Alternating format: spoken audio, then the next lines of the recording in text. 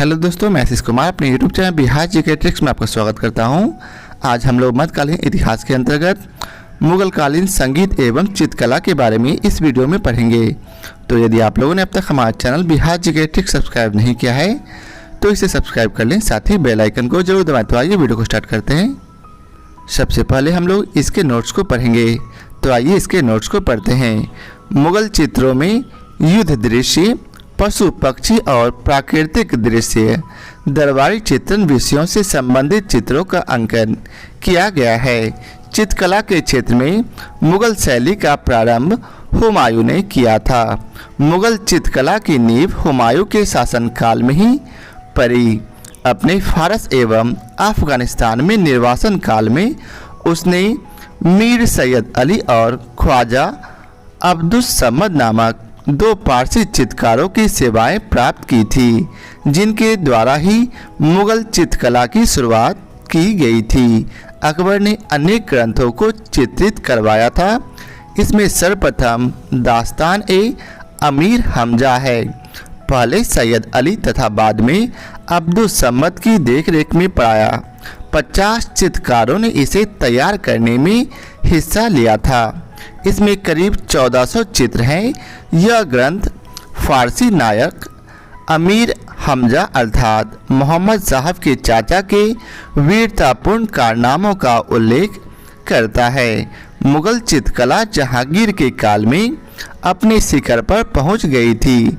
जहांगीर चित्रकला का बड़ा कुशल पारखी था। जहांगीर के दरबार के सुप्रसिद्ध चित्रकारों में अबुल हसन अर्थात नादिर उद जमा की उपाधि, उस्ताद मंसूर जिसे नादिर उल अस्त की उपाधि, फारूक बेग, बसंत दास, अकारिजा, मोहम्मद नादिर, मोहम्मद मुराद, मनोहर, माधव, गोवर्धन इत्यादि उल्लेखनीय है। अबुल हसन ने जहांगीर के सिंहासनारोहण का एक चित्रण अर्थात चित्र बनाया था, जिसे जहांगीर की आत्मकथा तुजो के जहांगीरी के मुख्य पृष्ठ पर लगा दिया गया है। इस प्रकार जहांगीर के काल को मुगल चित्रकला का स्वर्ण युग कहा जाता है। पहाड़ी school, Rajput school, Mughal school और कांगड़ा स्कूल मध्यकालीन चित्रकला की विभिन्न शैलियां हैं। औरंगजेब ने संगीत को इस्लाम विरोधी मानकर उस पर पाबंदी लगा दी, परंतु उसी के काल में फारसी भाषा में भारतीय शास्त्रीय संगीत पर सर्वाधिक पुस्तकें लिखी गई थी। औरंगजेब संगीत विरोधी होने के बावजूद स्वयं एक कुशल वीणा वादक था। तोरी राग प्रातःकालीन गाया जाने वाला राग है। यह राज दरबारों में भाटों एवं चारणों द्वारा गाया जाता था। हरिदास संप्रदाय के संगीत अर्चना केंद्रों की संख्या 5 थी।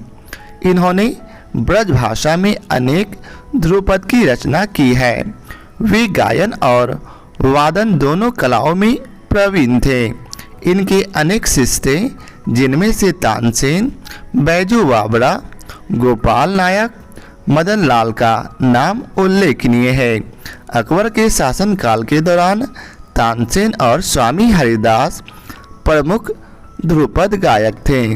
तानसेन अकबर के दरबार का प्रसिद्ध संगीतज्ञ था। तानसेन का मूल नाम रामतनु पांडे था। वह अकबर के नवरत्नों में से एक था। अकबर के दरबार में आने से पहले तानसेन रीवा के राजा रामचंद्र के दरबार में था, जहां से अकबर ने उसे अपने दरबार में बुलवाया और बहुत उच्च स्थान प्रदान किया। अकबर ने तानसेन को कंठाभरण वाणी विलास की उपाधि प्रदान की थी।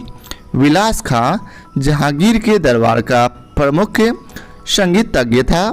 शाहजहां के दरबार के प्रमुख गायक थे जगन्नाथ, रामदास, सुखसेन, शूरसेन, लाल खां, दुरंग खां आदि। मोहम्मद शाह रंगीला के समय ख्याल गायन लोकप्रिय था। राजस्थान की प्रसिद्ध शैली किशनगढ़ शैली चित्रकला से संबंधित है।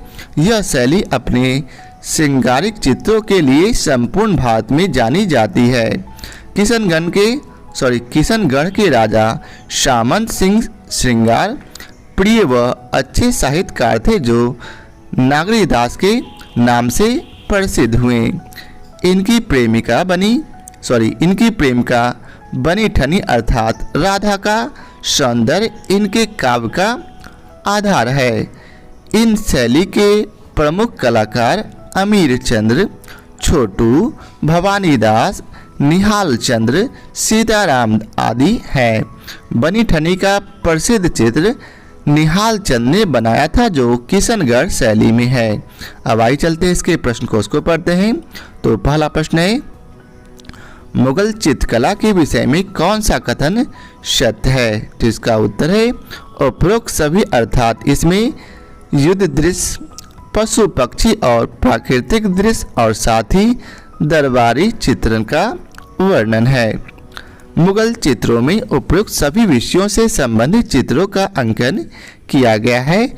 उस्ताद मंसूर पशु पक्षी एवं प्राकृतिक दृश्यों का चित्रण करने में दक्ष था। अब अगला प्रश्न है, चित्रकला की मुगल शैली का प्रारंभ किया था किसने?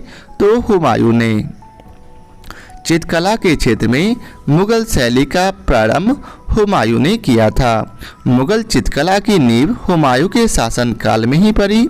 अपने फारस एवं अफगानिस्तान में निर्वासन काल में उसने मीर सैयद अली और अब्दुस सम्मत नामक दो पारसी चित्रकारों की सेवाएं प्राप्त की, जिनके द्वारा ही मुगल चित्रकला की शुरुआत की गई थी। इन्होंने मिलकर एक उन्नत कला संगठन की स्थापना की थी। अगला प्रश्न है, चित्रकला की मुगल कलम भारतीय लघु चित्र कला की रीढ़ है। निम्नलिखित में से किस कलम पर मुगल चित्रकला का प्रभाव नहीं पड़ा है? तो इसका उत्तर है काली घाट पर।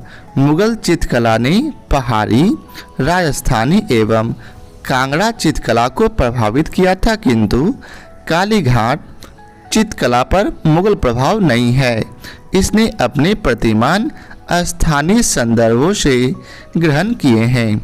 अब अगला प्रश्न है, दास्तान-ए अमीर हमजा का चित्रांकन किसके द्वारा किया गया है? तो इसका उत्तर है अब्दुस समद के द्वारा। अकबर ने अनेक ग्रंथों को चित्रित करवाया था। इसमें सर्वप्रथम दास्तान-ए अमीर हमजा है। यह हुमायूं के काल में चित्रित होना और आरंभ हुआ और अकबर के शासनकाल में पूर्ण हुआ। बदायूनी और शाह नवाज खां के अनुसार इसे तैयार करने में लगभग 15 वर्ष लगे थे और पहले सैयद अली तथा बाद में अब्दुस समद की देखरेख में पढ़ाया 50 चित्रकारों ने इसे तैयार करने में हिस्सा लिया था। इसमें करीब 1400 चित्र हैं। यह ग्रंथ फारसी नायक अमीर हमजा अर्थात मोहम्मद साहब के चाचा के वीरतापूर्ण कारनामों का उल्लेख करता है। अब अगला प्रश्न है, दसवंत और वशावन प्रसिद्ध चित्रकार मुगल सम्राट के राज दरबारी थे, किनके? तो अकबर के। दसवंत और वशावन अकबर कालीन चित्रकार थे। दसवंत जो एक कहार का बेटा था के नाम से अकबर इतना प्रभावित हुआ था कि उसने इसे अपने समय के अग्रणी चित्रकार बनने में सहयोग किया, किंतु बाद में यह महान चित्रकार मानसिक रूप से विक्षुब्ध हो गया और 1584 ईस्वी में इसने आत्महत्या कर ली। अकबर कालीन चित्रकारों के नाम अबुल फजल ने अपनी पुस्तक आईने अकबरी में गिनाए हैं, जिनके अंतर्गत दसवंत, वशावन, केशवलाल, मुकुंद, मिशिकन, फारूक, जगत, महेश, खेमकरण, तारा, सांबल और हरिवंश एवं राय आदि हैं। अब अगला प्रश्न है, निम्नलिखित में से कौन जहांगीरी चित्रकार थे? नीचे दी गए कोड से सही उत्तर चुने। तो इसका उत्तर है बी, अर्थात 2 एवं 3 जहांगीरी चित्रकार थे। अबुल हसन, उस्ताद मंसूर, फारूक बेग, विशन दास, अंका रिजा, मोहम्मद नादिर, मोहम्मद मुराद, मनोहर, माधव तथा गोवर्धन जहांगीर के समय के प्रमुख चित्रकार थे। मीर सैयद अली और अब्दुल समद ने हुमायूं के समय में मुगल चित्रकला की आधारशिला रखी थी। अब अगला प्रश्न है, मुगल चित्रकला ने किसके शासनकाल में उन्नति की? तो जहांगीर के शासनकाल में। मुगल चित्रकला जहांगीर के काल में अपने शिखर पर पहुंच गई थी। जहांगीर चित्रकला का बड़ा कुशल पारखी था। मुगल शैली में मनुष्य का चित्र बनाते समय एक ही चित्र में विभिन्न चित्रकारों द्वारा मुख, शरीर तथा पैरों को चित्रित करने का रिवाज था। जहांगीर का दावा था कि वह किसी भी चित्र में विभिन्न चित्रकारों के अलग अलग योगदान को पहचान सकता था।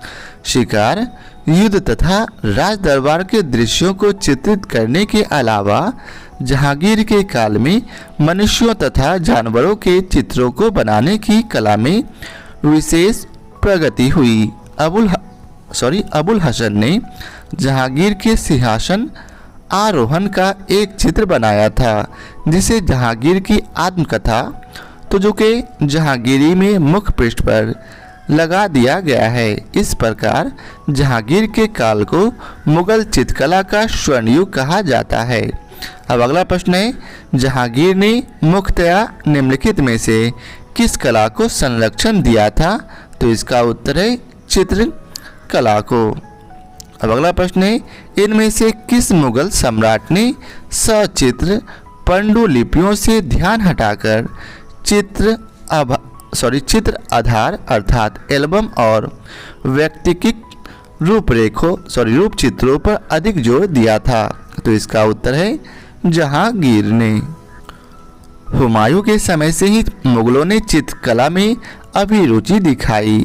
हुमायूं और अकबर के समय में चित्रकारी के तहत मुख्यतः सचित्र पुस्तकों, पांडुलिपियों यथा तूतीनामा, हमजानामा, रज़्मनामा, अनवर ए सुहेली आदि में प्राकृतिक दृश्यों, ज्यामितियों, दरबार और शिकार के दृश्यों का अंकन किया गया था। इसके विपरीत जहांगीर ने छवि चित्रण को सर्वाधिक महत्व दिया।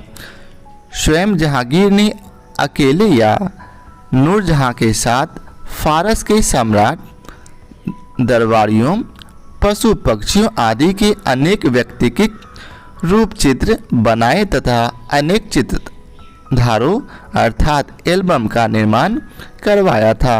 अब अगला प्रश्न है, पहाड़ी school, Rajput school, Mughal school और कांगड़ा स्कूल निम्नलिखित में से किस कला की विभिन्न शैलियों को दर्शित करते हैं? तो इसका उत्तर है चित्रकला। पहाड़ी school, Rajput school, Mughal school और कांगड़ा स्कूल मध्यकालीन चित्रकला की विभिन्न शैलियां हैं। उत्तर पश्चिमी हिमालय क्षेत्र के विभिन्न पहाड़ी राज्यों में की जाने वाली चित्रकारी को सामान्यतः पहाड़ी चित्रकला कहते हैं। इसमें वर्तमान हिमाचल प्रदेश, जम्मू और कश्मीर तथा उत्तराखंड का टिहरी गढ़वाल क्षेत्र आते हैं। अब अगला प्रश्न है, किशनगढ़ शैली किस कला के लिए प्रसिद्ध है? तो चित्रकला के लिए। राजस्थान की प्रसिद्ध शैली किशनगढ़ शैली चित्रकला से संबंधित है। यह शैली अपनी श्रृंगारिक चित्रों के लिए संपूर्ण भारत में जानी जाती है।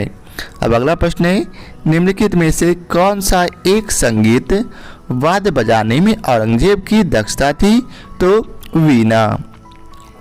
औरंगजेब ने संगीत को इस्लाम विरोधी मानकर उस पर पाबंदी लगा दी थी, परंतु उसी के काल में फारसी भाषा में भारतीय शास्त्रीय संगीत पर सर्वाधिक पुस्तकें लिखी गई है।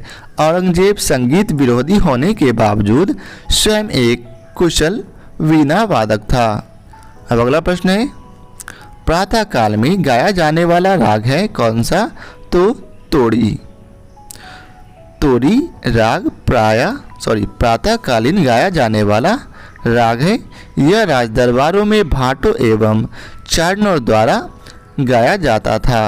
अब अगला प्रश्न है, तानसेन, बैजू बावरा और गोपाल नायक जैसे संगीतज्ञों ने स्वामी हरिदास से प्रशिक्षण प्राप्त किया था। स्वामी हरिदास के अनुयायियों ने कितने संगीत अर्चना केंद्र स्थापित किए हैं? तो 5। हरिदास संप्रदाय के संगीत अर्चना केंद्रों की संख्या 5 थी। स्वामी हरिदास ने ब्रज भाषा में अनेक ध्रुपदों की रचना की और उन्हें गेय रूप दिया। वे गायन और वादन दोनों कलाओं में प्रवीण थे। इनके अनेक शिष्य थे, जिनमें से तानसेन, बैजू बावरा, गोपाल नायक, मदन लाल का नाम उल्लेखनीय है। अब अगला प्रश्न है, अकबर के शासनकाल में ध्रुपद गायकों में सम्मिलित थे। नीचे दिए गए कोड से सही उत्तर का चयन कीजिए। तो इसका उत्तर है ए अर्थात 1 और 2 अर्थात तानसेन और हरिदास। अब आइए चलते इसके विस्तार को पढ़ते हैं। अकबर के शासनकाल के दौरान तानसेन और स्वामी हरिदास प्रमुख ध्रुपद गायक थे। विलास खां जहांगीर के दरबार का प्रमुख संगीतज्ञ था। अब अगला प्रश्न है, प्रसिद्ध तानसेन का मकबरा स्थित है? तो ग्वालियर में। अब आइए चलते हैं इसके विस्तार को पढ़ते हैं। तानसेन अकबर के दरबार का प्रसिद्ध संगीतज्ञ था। इनका मूल नाम रामतनु पांडे था। वह अकबर के नवरत्नों में से एक था। अकबर के दरबार में आने से पहले तानसेन रीवा के राजा रामचंद्र के दरबार में था, जहां से अकबर ने उसे अपने दरबार में बुलवाया और बहुत उच्च स्थान प्रदान किया। अकबर ने तानसेन को कंठाभरण वाणी विलास की उपाधि प्रदान की थी। अबुल फजल के अनुसार उसके समान भारतवर्ष में उससे पहले 1000 वर्ष तक कोई भी अच्छा गायक नहीं हुआ। उसने राजा मानसिंह द्वारा स्थापित ग्वालियर स्कूल में शिक्षा प्राप्त की थी। उसका मकबरा ग्वालियर में स्थित है। अब अगला प्रश्न है, तानसेन का मूल नाम था? तो रामतनु पांडे। अब अगला प्रश्न है, निम्नलिखित राजाओं में से किसने अकबर के पूर्व तानसेन को संरक्षण दिया था? तो इसका उत्तर है भाटा का राजा रामचंद्र सिंह ने। अगला प्रश्न है, निम्नलिखित में से किस मुगल शासक ने लाला कलावंत से हिंदू संगीत की शिक्षा ली? तो अकबर ने। मुगल शासक अकबर नगारा बजाने में प्रवीण था। इसने लाला कलावंत से हिंदू संगीत की शिक्षा ली थी। तो यह था आज के वीडियो का आखिरी प्रश्न। आशा करता हूँ आप लोगों को हमारा यह वीडियो पसंद आया हो। यदि आप लोगों को हमारा यह वीडियो पसंद आया हो तो लाइक और शेयर जरूर करें। फिर मिलते हैं मुगल कालीन साहित्य के साथ। आज के लिए बहुत बहुत धन्यवाद।